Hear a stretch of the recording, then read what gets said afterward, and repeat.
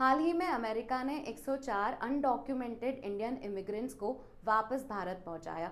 इस ऑपरेशन या इस डिपोर्टेशन के लिए अमेरिका ने एक मिलिट्री एयरक्राफ्ट का इस्तेमाल किया, जिसमें इमिग्रेंट्स के हाथों में हथकड़ी, पैरों में जंजीरें बांधकर उन्हें बिठाया गया था।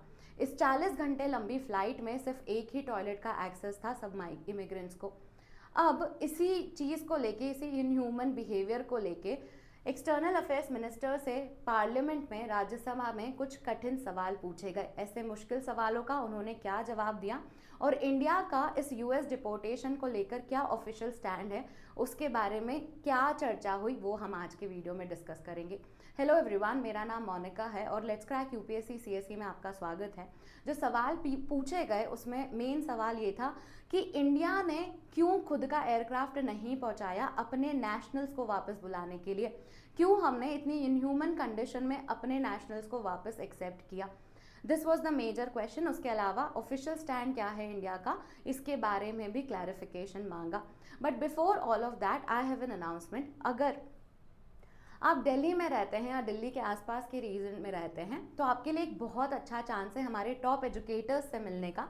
ये टॉप एजुकेटर्स से डिस्कशन सिर्फ स्ट्रैटेजी के अराउंड नहीं होगा, इसमें आप अपने एकेडमिक क्वेश्चंस भी इनसे पूछ सकते हैं।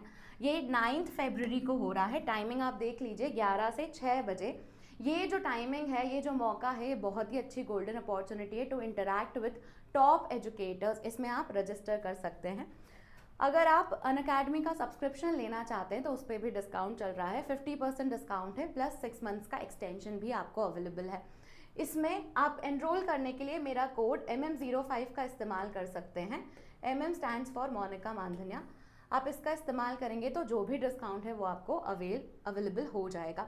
हमारी आरंभ बैच जो है, जिसमें इंग्लिश में पढ़ाया जाता है, जो 2026 के लिए है, वो भी स्टार्ट हो रही है 13 फरवरी से। आप इसमें भी एनरोल कर सकते हैं।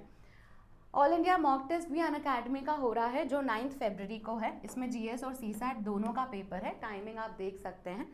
इसमें जो भी अच्छा स्कोर करेगा वो टॉप 10 रैंकर्स को प्रीलिम्स का टेस्ट सीरीज फ्री में मिलेगा 1 महीने के लिए।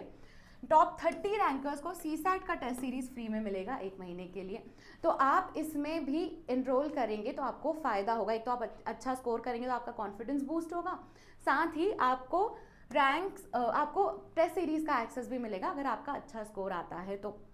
Now coming back to the questions which were asked to our external affairs minister in the parliament. अब सबसे पहला क्वेश्चन था कि इंडिया का ऑफिशियल स्टैंड क्या है इस यूएस डिपोर्टेशन एक्सरसाइज को लेके। To which mister S Jaishankar replied कि इंडिया जो है वो हमारे कलेक्टिव बेनिफिट के लिए बेहतर है कि हम लीगल मोबिलिटी ही प्रमोट करें। लीगल मोबिलिटी का मतलब है कि वो लोग ही एक कंट्री से दूसरी कंट्री जाएं जिनके पास प्रॉपर डॉक्यूमेंटेशंस है, प्रॉपर वीज़ा है, वो लोग ही मूवमेंट करें। उन्होंने बोला कि अगर हम इलीगल इमिग्रेशन देखते हैं तो प्रॉब्लम सिर्फ हमें ही, सिर्फ कंट्रीज़ को ही नहीं होती है। प्रॉब्लम जो है, जो इमिग्रेंट्स इलीगली मूव करते हैं उन्हें भी होती है। कैसे? वहाँ पर उनके पास डॉक्यूमेंट्स नहीं अवेलेबल होते, जिसकी वजह से वो इनह्यूमन जॉब्स में भी एनरोल कर लेते हैं। बहुत ही बुरी कंडीशन में उन्हें जीवन यापन करना पड़ता है। तो ये चैलेंजेस उन्हें भी आते हैं और इस बात का सबूत जो है, जो इमिग्रेंट्स इलीगली गए हैं वो हैं। तो यहाँ पर वो हाईलाइट कर रहे हैं कि हमें लीगल मोबिलिटी प्रमोट करना चाहिए। और उन्होंने एक और इंटरेस्टिंग फैक्ट हाईलाइट किया कि ये जो डिपोर्टेशन एक्सरसाइज है ये 2009 से ही चली आ रही है। इनफैक्ट 2009 से जो डेटा है वो उन्होंने पेश भी किया कि ये कोई नई बात नहीं है, ये काफ़ी टाइम से इंडिया में होती आ रही है। 2009 से नहीं, उसके पहले से भी इनफैक्ट। और ये डिपोर्टेशन का डेटा उन्होंने 2009 से पेश कर दिया कि देखिए इतने नंबर में इलीगल या अनडॉक्यूमेंटेड इमिग्रेंट्स जो हैं वो वापस आए हैं। तो these are the numbers which he highlighted. आप पॉज करके देख सकते हैं।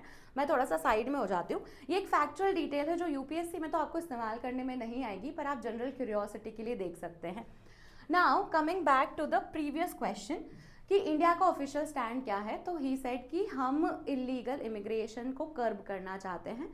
हम नहीं चाहते कि हमारे नेशनल्स जो हैं वो इलीगली माइग्रेट जाएं कहीं दूसरी कंट्री में। अब दूसरी ओर उन्होंने बोला कि वो वीज़ा रेगुलेशंस पे काम करेंगे कि लोगों को आसानी से वीज़ा मिल जाए, तो वो उन्हें इलीगली ऐसे ना करना पड़े। तो this was the official stand. India का जो ऑफिशियल स्टैंड था वो ये है।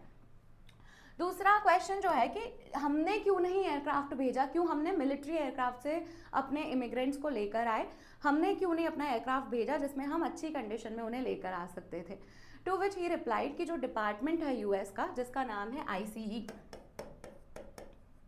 Immigration and custom enforcement department, ये डिपार्टमेंट जो है वो हैंडल करता है ये वाला चीज़ जो डिपोर्टेशन वाला चीज़ है, और इस डिपार्टमेंट का ही एयरक्राफ्ट इस्तेमाल होता है। And this has been in practice since 2012 से ही ऐसा देखने को मिल रहा है। तो इस वजह से एस जयशंकर ने बोला कि जब 2012 से ही ये कंटिन्यू हो रहा है तो ये एक्सरसाइज तो होती ही है। फिर नेक्स्ट सवाल आया कि जो हाथ में हथकड़ी और पैरों में जंजीरें हैं वो मिसट्रीटमेंट है इमिग्रेंट्स का, तो उसके लिए आप क्या करते हैं और इंडिया कैसे इंश्योर करेगा, क्योंकि आगे और भी हम ऐसे डिपोर्टेशंस देखेंगे, तो इंडिया कैसे इंश्योर करेगा कि ये इनह्यूमन कंडीशंस ना हो। तो उसके लिए उन्होंने जवाब दिया, और इसमें ये जो 104 लोग आए हैं उसमें विमेन भी हैं और बच्चे भी हैं। To which mister S Jaishankar replied कि उन्होंने ये पता किया है ICE से कि विमेन और बच्चों को हथकड़ियाँ नहीं पहनाई है, उन्हें रेस्ट्रेंट में नहीं रखा है। ये जो प्रोसीजर है ये स्टैंडर्ड प्रोसीजर है और ये हर डिपोर्टेशन में होता ही है। This is what he replied and he said that कि विमेन और बच्चों को रेस्ट्रेंट में नहीं रखा है, मतलब उन्हें हथकड़ी और जंजीरों में नहीं रखा है। इस तरह से उन्होंने अपने आंसर दिए। आज के लिए इतना ही, यही क्लैरिफिकेशन मिला है हमें। अगर आपको इन्फॉर्मेशन पसंद आई है तो आप हमें कमेंट सेक्शन में बता सकते हैं। इस वीडियो को लाइक और शेयर कीजिए और चैनल को सब्सक्राइब कर लीजिए। Thank you.